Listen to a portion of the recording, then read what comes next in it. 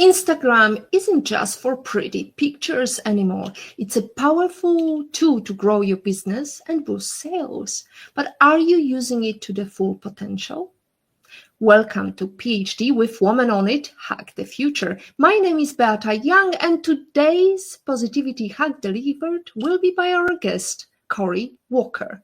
Topic: navigating Instagram for business, tips on growth and social media success. Episode 179 starts here. Let me remind you, this is a grassroots community that focuses on women on IT, an inclusive forum of women in technology, startups, and female leaders who are supported by men as well.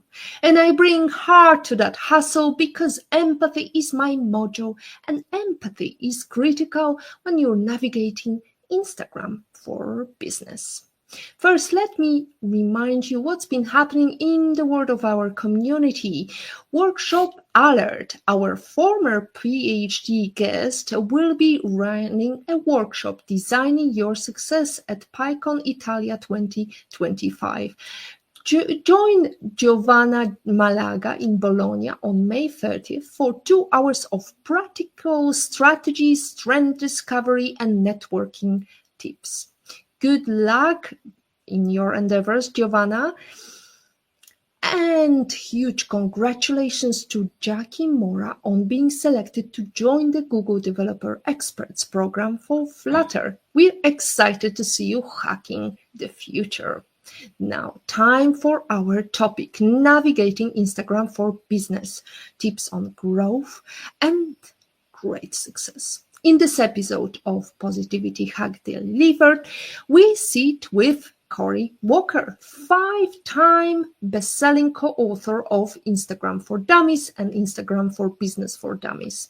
Corey is a social media marketing expert who helps businesses like healthcare professionals, attorneys, and restaurant owners leverage Instagram and email marketing to grow their business.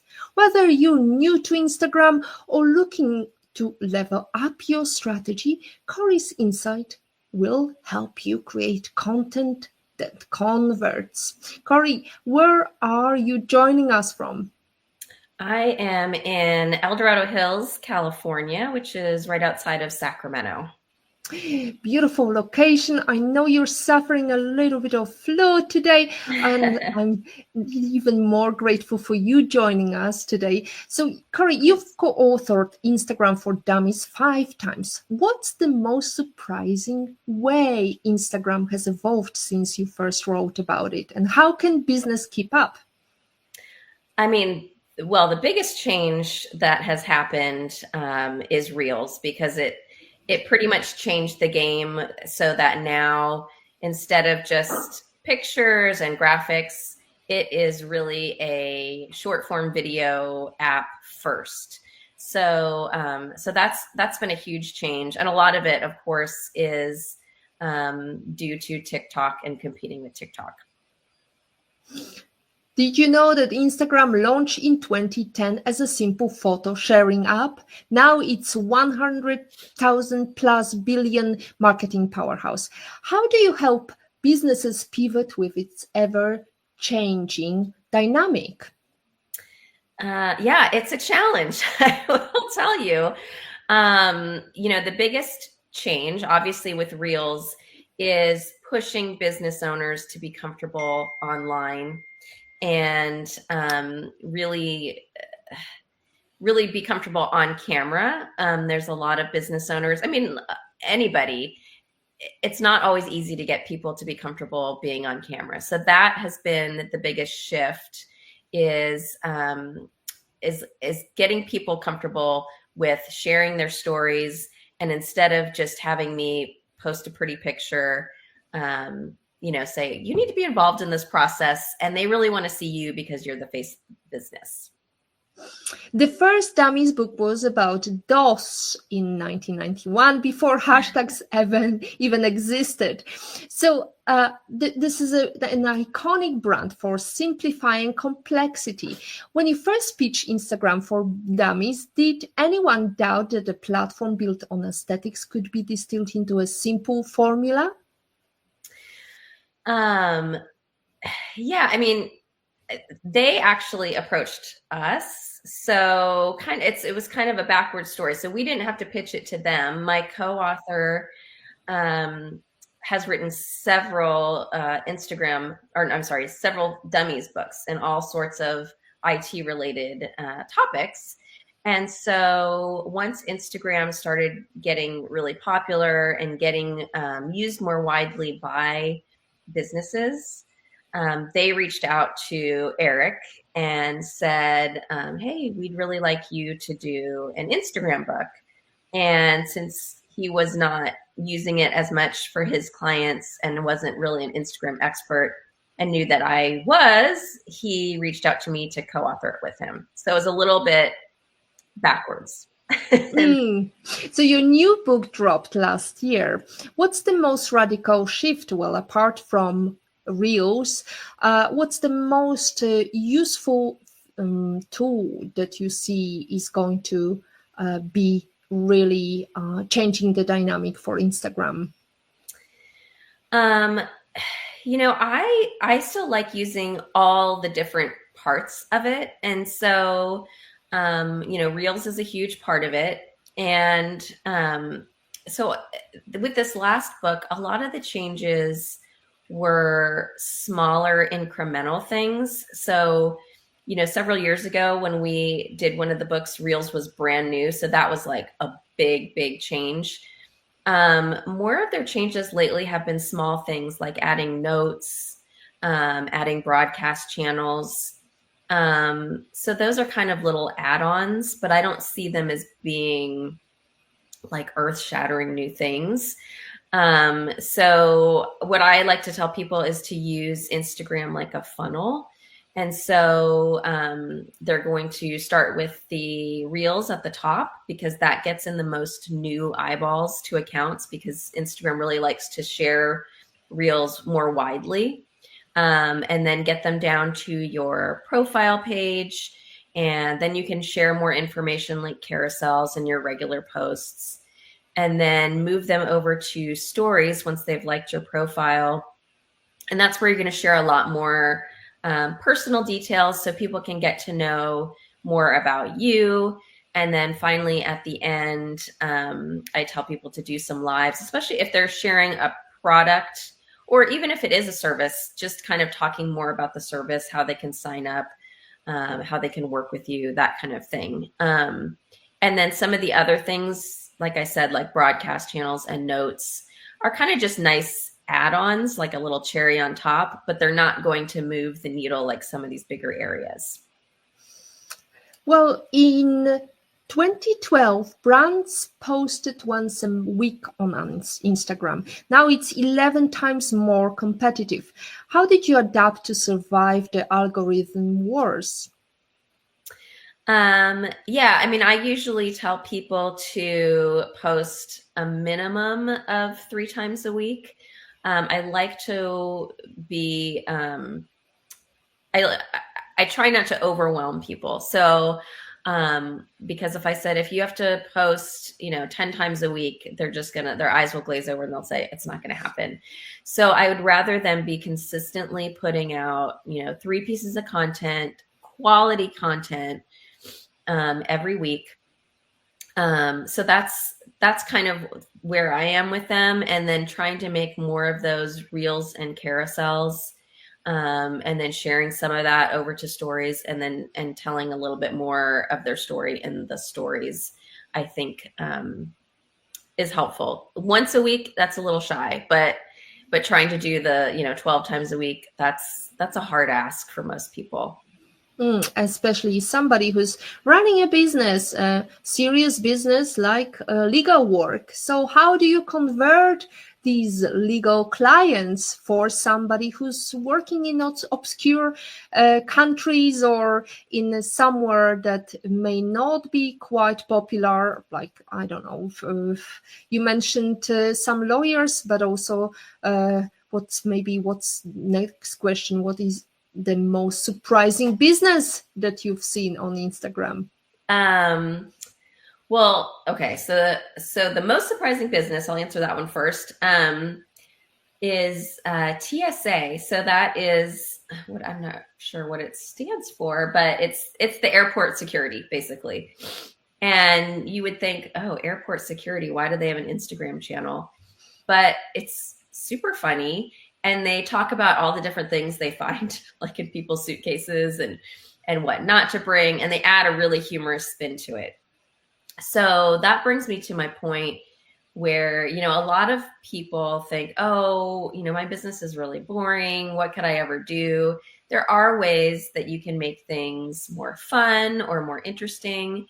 For a lawyer, for example, I would talk more about the different, you know, types of law they do and explaining some of those things. Like I've had somebody that's a probate lawyer. So that's someone that deals with, you know, someone's estate after they've passed away. And there's a lot of legal wrangling. And so I find people might be looking at those things when they need it. So say your mom passed away and you're thinking, okay, what do I do with this? How is this process going to go? So if this probate lawyer can be very educational and share a lot of videos about the process of probate, like the do's and don'ts, because there's lots of things that if you do it one way, it can not benefit you very well. If you do it another way, it's a much better outcome. So things like that is how I would share someone in a more obscure industry. Well, if we are talking about lawyers, I have to say that the most funny lawyers I've seen on Instagram were the legal representatives of some company in the US when they finish every story with "shut the F up." That's one way to do it. Absolutely. So when you're being pulled in a car, shut the F up. So yeah, now I get it. Yeah, like do not speak, do not say anything. It's true. I've watched enough legal dramas to know. Just zip it. Yeah, absolutely. So what's one old school social media tactic from the early days that still works magic today? Selfies. Uh-huh. Yes, it's amazing. But yeah, like I can share some detailed carousel and it's got multiple steps and all this stuff. And it'll get some likes, you know, and some comments. But you share a selfie and it's just like, boom, you get triple the amount. So don't be afraid of sprinkling some of those selfies in and, you know, with a little story or whatever. But people really like to see your face. So don't be afraid to get out there and just shoot a selfie and you'll be surprised at how effective they are. Well, here is a stat. Posts with faces get 38% more engagement. Yep. So are we hardwired to connect with humanity even in a digital world? Oh, 100%. I believe so. Yeah, I think it's a hardwired thing. We like to see the faces of the people we know, and even people we don't necessarily know. There's some type of biological connection when you see another face that we really connect with more than, you know, a graphic or a photo or even a photo, like a stock photo that has someone's face. But when you know it's not the person, it's like your brain shuts that off as a connection. But if it's somebody that's, you know, my name's Bob, I own the local gas station, people just really, I think it's a natural physiological connection or something. So you've said Instagram isn't just about pretty pictures. How do you turn a scroll-stopping post into a sales-generating one? Well, what I like to do is use, there's Social Stampede which is the one I use. People might be familiar with ManyChat. And so what that is telling people to comment a certain word, and then they will get information delivered to their DMs. So it might be, I have this great new resource for you. Comment weight tracker in the comments, and I'll send you my specialized diet plan in the DMs. So that's been a really great one where you have content that people are resonating with, and then you're giving some kind of freebie lead magnet type thing in the DMs, and that's an easy way to implement it. You mentioned that Reels dominate the algorithm, but many find them intimidating. What's your secret to creating Reels that feels authentic and professional at the same time? Yeah, well, one of the easiest things that you can do is have either face the light. So like right now I am facing a window, and I also have a ring light. Ring lights, I got this off Amazon for $20. So invest in a simple ring light that's going to help your block out the shadows, things like that. And then even just like a little lapel mic. Those are also on Amazon. I think I got a pack of 3 for like $13. So that's going to make your sound sound a lot better and more professional. So those are 2 things to make it look more professional. If you're trying to get into the habit, some people really like to have a day where they're just going to shoot a bunch of reels. So if you're an organized person, you might have a spreadsheet that says, okay, we're going to cover these 8 topics today, and then have a light script. I don't usually have people have like a hard and fast script, because then they get all robotic and they're reading it. So I like them to have more of an outline of something they're comfortable talking about. And then just talk to the camera and film those reels, and then go back later, and then you can add in any overlays, music, all of that on another day. Here's one gem. Dentists using patient testimonials in stories see 3 times more bookings. How do you find the human spark in every niche? Yeah, I would say a lot of it goes to personality. So find those people in your organization. I mean, if you're just yourself, you're just going to have to self-spark. But find those people in your organization, if you have multiple people that really do shine on camera and they like to be on camera. Now, if you are just a single person, talk about the things that light you up about your business. And that usually will shine through as much as possible. And you can even talk about, even if your business is kind of like, I don't love my business, like I do it, but I don't love it. What do you love in your other areas of your life? And maybe you can bring it into the video, talking about that, and then relating it somehow back to your business, or even saying, when I'm not doing XYZ at my business, I like to be out, making candles at the local candle sip and paint, or, whatever, one of those kind of things. So bring into it the things that you do love.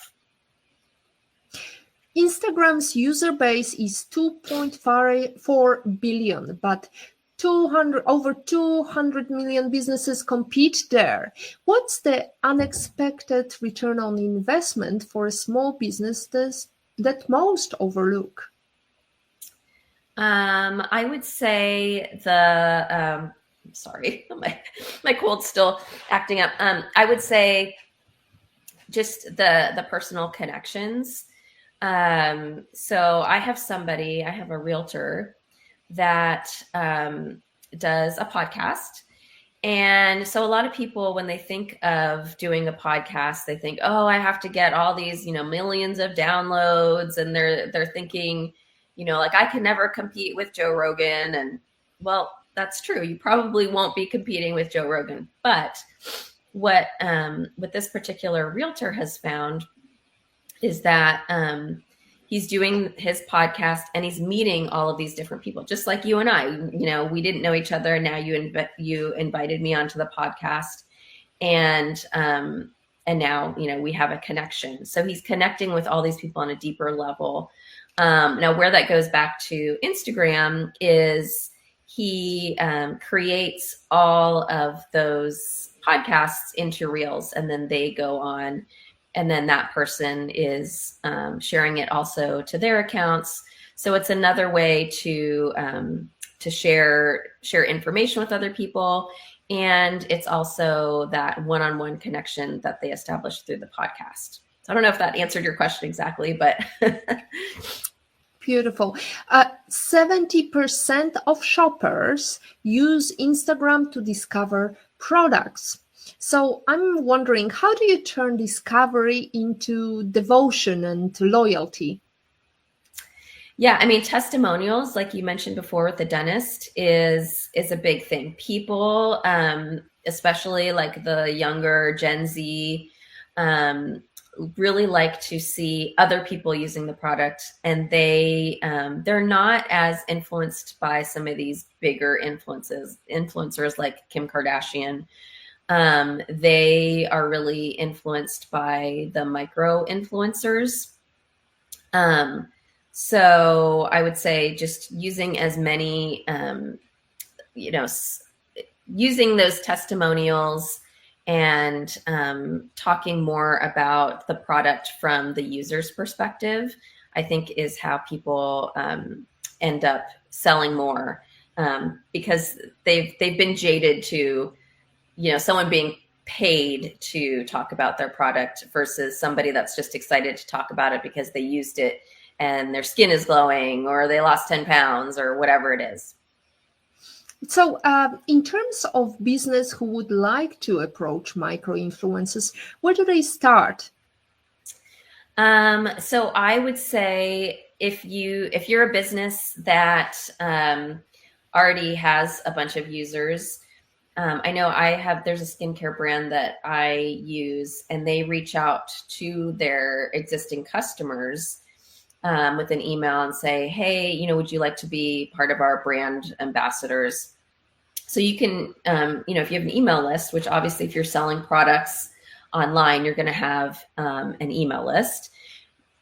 Search those people first because they are using your product, and see what they think versus going out to somebody that's talking about other stuff online. I would check with your users first and find those people that really do love your product and see if they'd be willing to do some kind of testimonial for you. You blend Instagram with email marketing. Why is that combo so powerful, and how do you marry the two without overwhelming audience? Yeah, I mean, I'm a true believer in repurposing, because I know that the way the algorithms are, if you post something on Instagram or Facebook, there's just a slim chance that you're going to be seen by, you're not going to be seen by everybody. You're going to be seen by a group of people. So the email, I repurpose a lot of what I've shared on social media. One, for time, because I don't want to be creating all new content. But the other part is just to reinforce, even if those people saw it on social media, they may have forgotten, or they might need that reminder. So sometimes it's a good 1-2 punch, or sometimes, they're seeing one and not the other. So I do like to use both. And I use social media to feed the email list. So as I was mentioning before about Social Stampede or ManyChat, you can have people comment something and then have them fill out a form and collect their email addresses, things like that. So there's several ways that you can do it, but I definitely like to have them working in tandem with each other. Stats show email converts 40% better than social media. So how do you turn casual scrollers into subscribers? But also, some people say that Instagram or Facebook or any other social media platform is really a rentier's place. You don't own it, you pay a rent. Yes, that is true. And TikTok is a great example of a place where, it could go away. We still don't know completely the fate of TikTok. So that's a space where a lot of creators, if if for whatever reason they don't find a seller in the US, that platform could go away. Now, I think they will find a resolution, but there's been other platforms in the past, like Periscope, that people use, Vine, that people put a lot of their time and energy in and built followers, and then they went away. So I do like to move people from social media onto your own email list. And usually the easiest way to do that is to offer some type of freebie or lead magnet, so that you might be offering a PDF of something. It could be something super simple, a checklist. But for them to receive it, they have to fill out a form with their email, and they're going to receive that thing in their email. Now, you should be asking them, are you okay with being put on my email list at this point? But that's a great way to get people to grow your email list, because I do think it's very important. And I do see a lot more people open their emails, even if it's for a quick second, versus see things on social media or notice things on social media, because either the algorithm didn't show it to them, or they're just kind of scrolling quickly and aren't totally paying attention. I've got so many questions still, but it is a moment of pause for Corey also to get her tissue going. And I would like to encourage our lovely audience to ask questions to Corey, whatever they may have, but also let's dive into conversation, like chat groups created by account holders. Would you say it's a good strategy, and what is the minimum followers you would advise, minimum number of followers you would advise thinking about it, and is it something that will stay? Okay, I'm sorry, I missed the first part of your question. So I'm talking about like a group chat. So sometimes some companies would create a group chat, so it would be just on Instagram, kind of WhatsApp group chat for a specific brand. Okay. Yeah, I mean, that can be a great way to get more ideas for content and get people more engaged in that. I don't really do any of that for my clients, so I don't have a lot of experience in that area. I think maybe some of the bigger companies are doing it. Now, if you're talking about more of like a follower pod, so that used to be more popular several years ago, and I'm not sure if this is what you're referring to, but it used to be that people would do these pods, and basically you'd have maybe 10 people, and you'd all agree, like as soon as you posted something, you'd say, oh, I just posted, and then they would all like it and leave comments. And we don't do a lot of that anymore. So I'm not sure if I answered your question or not. Yes, absolutely. That's what I was thinking about. So this feature will be gone and forgotten, you believe? Yeah, I don't think a lot of people are doing that anymore. Mostly because people found that it was too hard to keep up with, and it wasn't a true following, and it's kind of fake. And then most of the other people on the pod, if you've got 10 people and you've constantly got someone saying I just posted, so then you're kind of bebopping in and out of Instagram, and yeah, it's too much. And I don't know that it really moves the needle that much either. I see. Now we have Olga Vasina asking us a question. Great conversation. Thanks, Beata. Corey, when it comes to repurposing, is there any way to discern content that just got lost and content that just will not attract any interest? Yeah, well, I would say you can either go into your Instagram professional dashboard, as long as you have a business account. At the very top of your profile, you'll see a thing that says professional dashboard. And I would go through that, and you can see all your metrics and just look at, what's getting the most likes, what's getting the most content, all of those things. And then just do more of the things that are working well and abandon some of the things that are just not getting any traction. Now, you can also do this within Facebook's Meta Business Suite. You can look at both Facebook and Instagram at the same time. So that's another option there as well. But you do have to have a business account to see that information. Carrie, I don't like to call myself dummy, but I have to tell you, I've got one thing that I'm struggling with, which is the number of followers. Every week I'm checking, I'm trying to get into 1,130, and I'm not getting there. Like for the past, I don't know, 5 months, I've been around 1,120. So Yeah. what would be your advice? What am I doing wrong? Of course, you can't really go deep into the statistics, but maybe there is something that I should be aware of. Why is my followership not growing? Well, one of the things that you can do is go yourself and reach out to other people. So you can maybe find other, guests that you'd like to have on the show, or people that you think would like to see your show, and follow them, and then leave them a DM saying like, hey, I really like your profile. Let me tell you a little bit about, what we do, and, hope you like what we offer, kind of thing.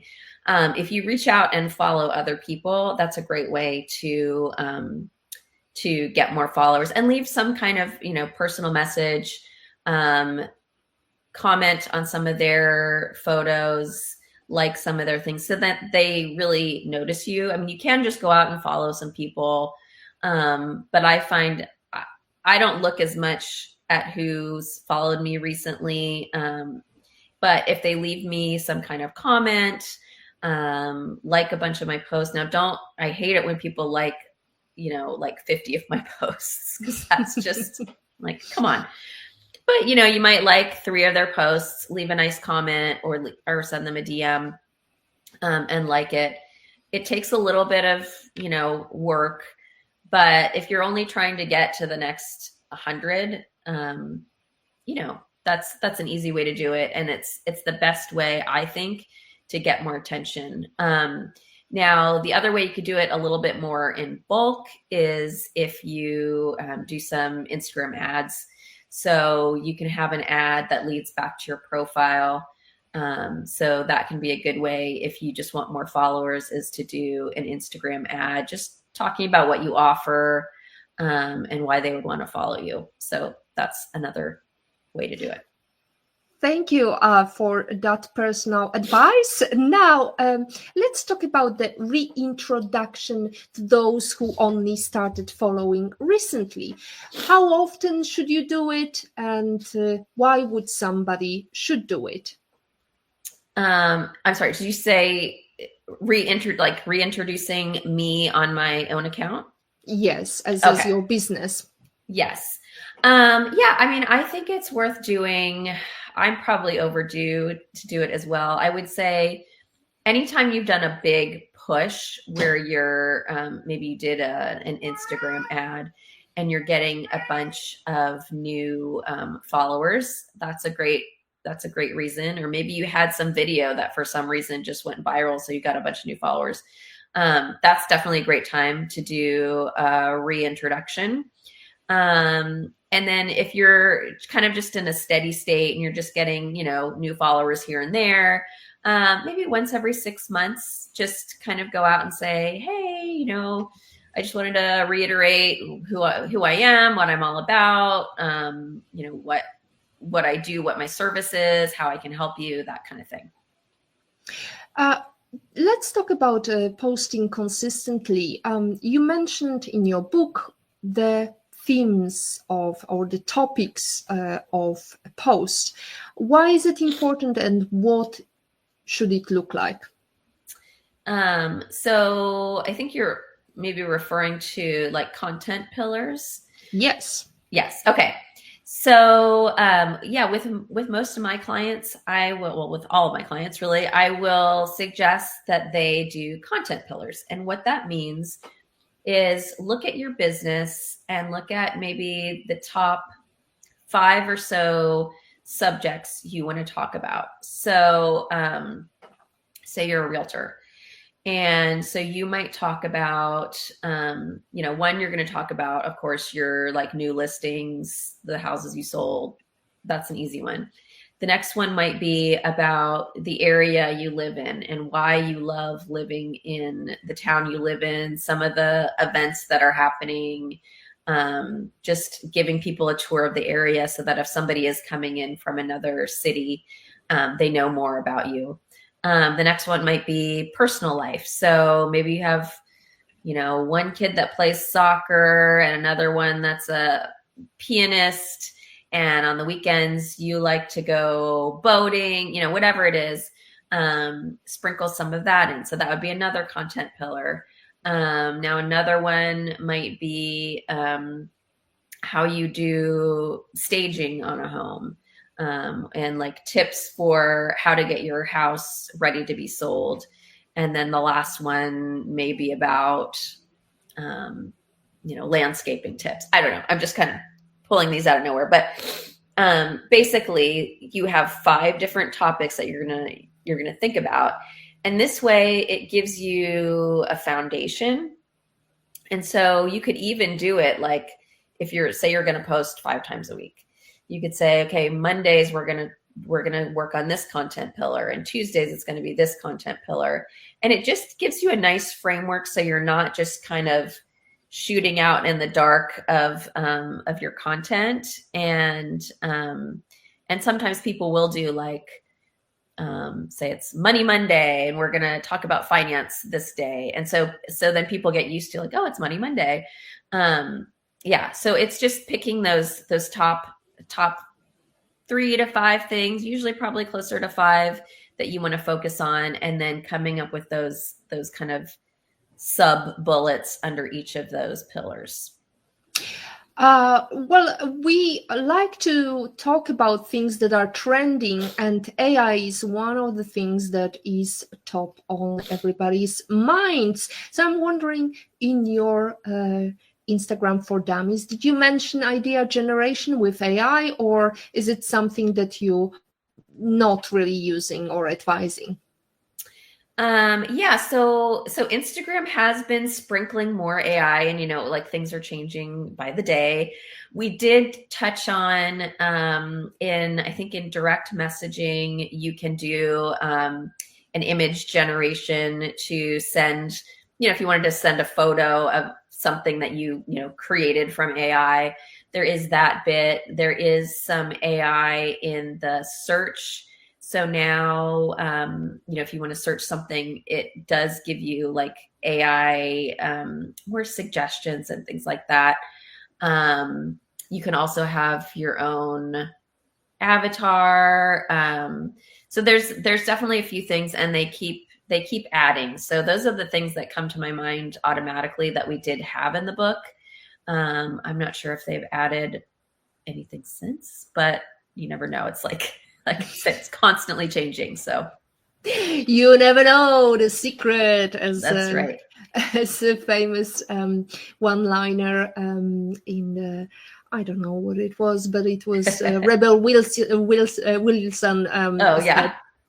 So let's go to posting consistently. The burnout is real. How do you cope with burnout? Or you're just top of the list of Instagram and you never experience burnout? Oh no, I do. Trust me, I do. Yeah, I mean, first of all, doing those content pillars, it is helpful for that that foundation. So if you can say in the beginning of the month, do a plan and say, okay, here's my 5 pillars, and I'm going to talk about these, 3 things underneath them. If you can do a little bit of planning up front, I think that definitely helps with burnout. I find other people like to have, assistant. A lot of people will hire me to help them with some of that content creation, so that they're not having to create it all. Like I would just in the beginning of the month consult with them and say, okay, what are we trying to talk about this month? Are we doing any promotions? That kind of thing. So getting some support definitely helps, but also having that foundation and doing a little planning up front, taking that time up front is really going to help you the rest of your month, because you can have that content created and then schedule it out. So most of my clients, I'll work with them in the beginning to talk about what they want to talk about that month.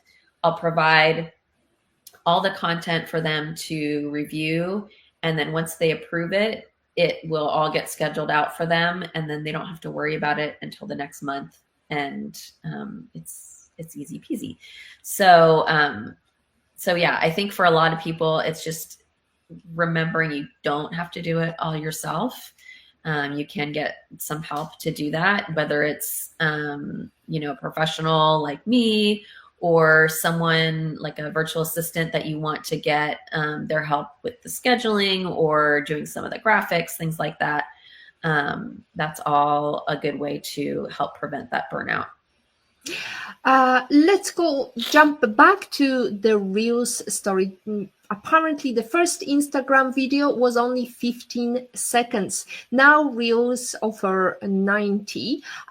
So I'm wondering, how do you craft stories that hook viewers? Yeah, so they just expanded it out to 3 minutes. I don't normally, if you're using Reels, I will often have people just keep to under 30 seconds, because I have most people using Reels as that hook to get them further down that funnel and just get them interested and then go to the next thing. And I find that most people don't have the attention span for a 3-minute video, as sad as that sounds. Now, there are some instances where I'll have people do longer videos if they're trying to explain something, or if their audience is already accustomed to these longer videos. Say the person is explaining, how to do a process, or maybe it's somebody doing a video that's kind of a before and after. So it might be the whole process of refinishing a shoe or something. Then people will wait for the whole thing. So if you could find something that has a beginning that is really interested, and then they want to see what the outcome is at the end, people are more willing to stay. But if you're using it just to get more people to notice you, I would keep those Reels pretty short and sweet. Everyone's obsessed with Reels, but captions are the secret weapon. How can a well-crafted caption turn passive scrolls into customers? Yeah. So I would say giving enough information, but then also using those lead magnets and having other ways to contact them, like through email, I think is really important. So if you can have them get onto your email list, I think that's going to be a better way to get them as a customer. Now, the other thing that you can do with your captions is have them be an intro to a live you're going to do. Just explain that you're going to have a live coming up in the next week, and then do your selling there. It's hard, I would say, to have just a regular Instagram post with a caption lead to a sale. Like you kind of need to guide them to the next step, because unless you have it developed as an ad, there's not a link in there, and really linking them to the next step in the process is what you need. So you either need to use one of those ManyChat, Stampede Social kind of things to get them to a link, Or you can still use link in bio, but a lot of people have kind of abandoned that. So I would say the ultimate thing is having some call to action to where they take their next step. And that's how you translate that into a lead and eventually a sale. I still sometimes see some people are using links in the caption. That's a no, is it? Yeah, I mean, it's because it's dead. Like, it's not, you can't use it unless you have it set up as an ad. Then it will say, it'll have a bar or something. It'll say like sign up or learn more. But if you're just putting, www dot whatever, it's not going anywhere. And people, unless you've got something super amazing, people are not apt to copy and paste that anywhere. It's just the nature of the way that we are now. It's like, oh, that's too much work. So that's why the ManyChat solution works a lot. Even I would say it works even better than telling someone to go to the link in your bio, because it's not taking them out of their scroll feed. You're just commenting, and then you're going to get that thing, and you can look at it whenever you want. When you tell someone to go to the link in bio, then they're like, okay, I got to go to your profile. Then I got to go to the link in your bio. And then I got to find it in your, link tree or whatever you have set up. So that's why I like having that other ManyChat option. And yes, a link within the caption will go nowhere and just makes you look more rookie, I would say, than anything. Just don't do it. Don't do it. Now it's time for a little play, because I want to talk about next thing, which is emojis. Posts with emojis in captions get 15% more engagement. So what's the secret spot? Not to overdo emojis, but do just the right number to keep it playful and interactive. Yeah, I mean, I'll throw in a few. I'll often use, if I'm bulleting something, like I'll use emojis as the bullets. If I'm trying, if I'm writing something and I'm being sarcastic, I might use an emoji so they know, like, oh, I'm being sarcastic here, because sometimes, it's not always obvious. But yeah, when people do an emoji after like every other word, it looks ridiculous, and it's like, ah. So I would say, use them, sprinkle them in so that it makes sense, but is not overwhelming, is my basic rule of thumb. Instagram's algorithm feel like a mystery. What's one myth about that you're determined to debunk? Well, one thing that has changed, it's not really a myth, it's changed. And that is that bigger accounts are favored in the algorithm. So Instagram used to really push the big accounts because it's like, oh, well, they're getting all the views and they're getting all the followers, so that must be a great account. They have since changed that, and they're really trying to push those small creators. And I think it was probably done because they heard enough from the smaller creators, like, I'm trying to build this thing, but you're not giving me any love and no one's seeing my stuff. So they realized the value of these smaller creators. So they are starting to push those more, even more than some of the bigger accounts. So the good news is, don't feel bad. Like if you have 1,000 followers, don't feel like, oh, I can never compete with the big ones. It's not true, because they're still sharing your stuff in the algorithm. And I was just watching something recently where the way that Instagram does it is so you put out a post, and they're going to show your post to a small group of your followers and a small group of non-followers. And they see how it does, and they see what reactions it gets. So if it kind of falls flat and it doesn't get much, love at all, no engagement, then it kind of will die off. But if both of those groups, show interest in it, then they're going to show it to like a slightly bigger group and see how that does. And then a slightly bigger group. So so I guess the main thing is to make sure that whatever you have is interesting enough that it's going to get some feedback from a small enough group. And how to do that, I mean, I can't explain exactly, but that's the way the algorithm works now. It's kind of just always a testing thing that is going on to the next phase to see how it does.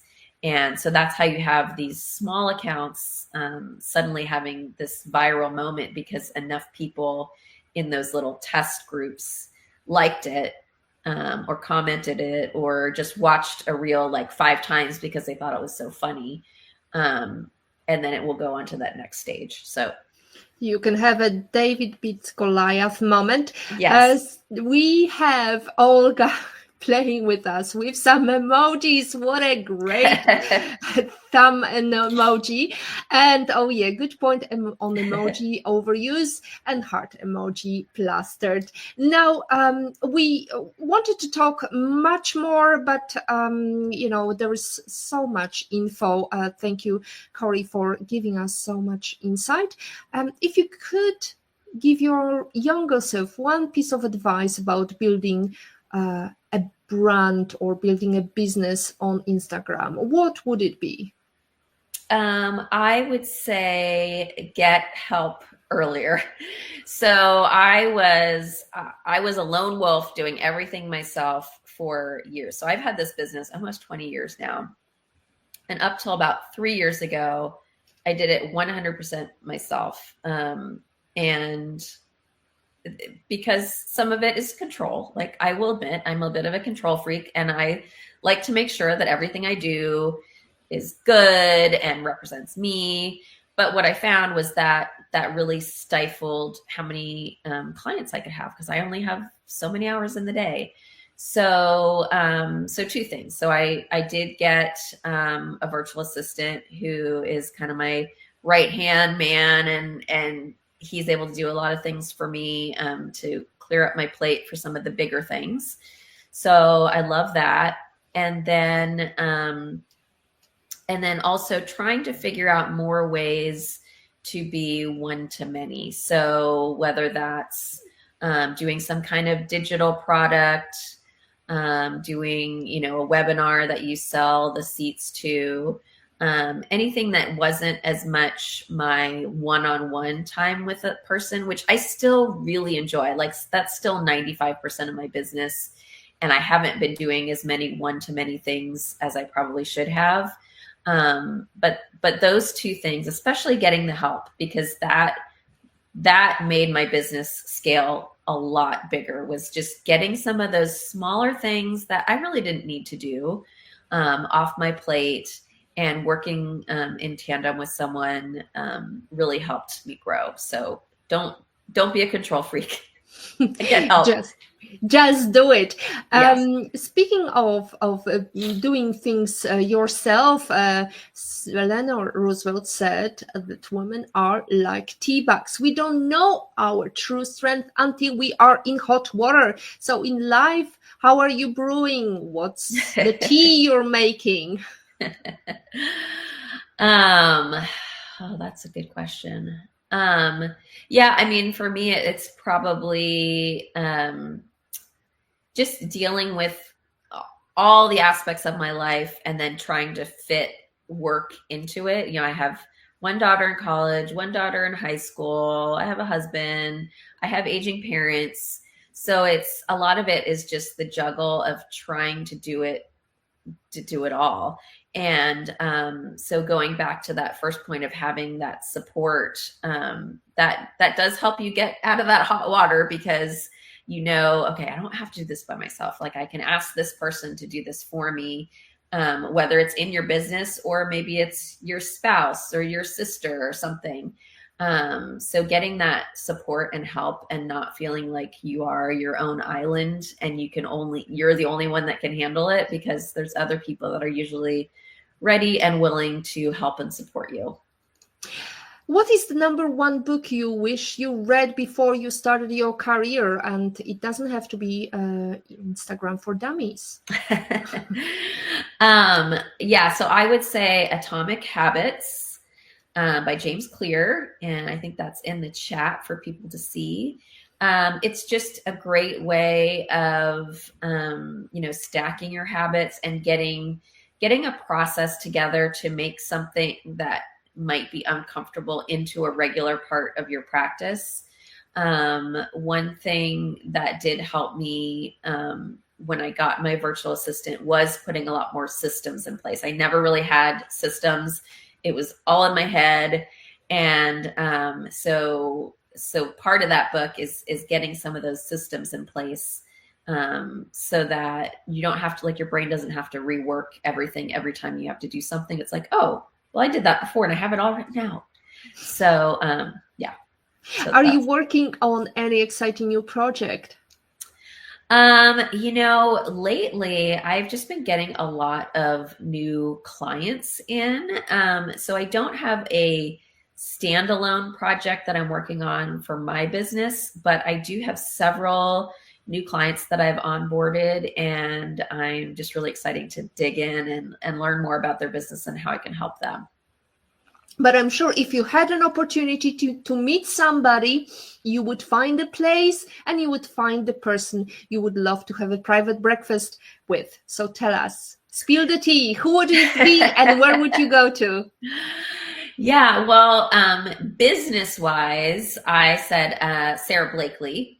And she is, if you're not familiar with who that is, she is the woman that created Spanx. And that might sound funny to someone like from the outside, like, oh, that's who you pick. But for business, what I love about her is she started with nothing. Like, I think when she first started Spanx, she had $5,000 and she built this amazing brand. And, it started with just the, I think like the brief kind of, I don't know, little things to wear. And then, she expanded the line. Now she's got some shoes that she's doing. But she started from really nothing and just really scrapped it together and just worked and worked. So I would love to hear from someone, that really started from scratch and how she built this business, because I feel like she has just tons of information that would be helpful. And where would you meet her? I've been watching White Lotus. So I would love to go to any of the White Lotus places. Maybe not Thailand, because it seemed a little hot and sweaty there. But one of the mystical White Lotus beach resorts. I love a good beach that has an open cafe kind of thing. So we would have breakfast near the beach at a White Lotus hotel.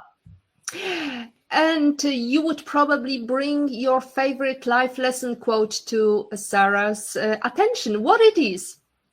Yes, so it is, be comfortable with the uncomfortable. This is where the growth happens. And yeah, that's really like all of the times where I've had growth in my business, it's because I pushed myself out of my comfort zone. And I will definitely get in those spots of comfort and feel like, oh, I'm just kind of moving along, but I'm also not growing. Like I'm doing my thing day to day, but I'm not expanding, and I'm not expanding my business. And I'm just, clocking in, but not making progress. So when I push out of that area, which it is uncomfortable, that's when I see big things happen. Oh, absolutely. Well, Sara Blakely had her first spandex cut out of ties, and it didn't really look attractive. So definitely just do it is the mantra here. When you say it, it's marketing. When they say it, it's social proof. Andy Crestodina says, well, I think we had nailed this topic very well. We have social proof from IPO Vid. Patrick Young says, terrific show, ladies. Thank you, Beata and Corey. And thank you, Olga Vasina, for your comments and great emojis sent over to us. Thank you so much for sharing your insights and experiences. And I believe there is more to discover. Reach out to Corey, check her book. She's got a website. She's got her book published in December. And that's it from episode 179 of the PhD Livestream. Thanks to our guest. To stay updated and ensure you never miss a positivity hack delivered, follow Woman on It and turn on notifications. Next week, we've got already recorded with Bonnie Voken. He is going to talk about Stoic philosophy. As always, our positivity quote comes from Positive Thinking Only and goes, look for something positive in each day, even if some days you have to look a little harder. If you don't like something, change it. If you can't change it, change your attitude. Thank you.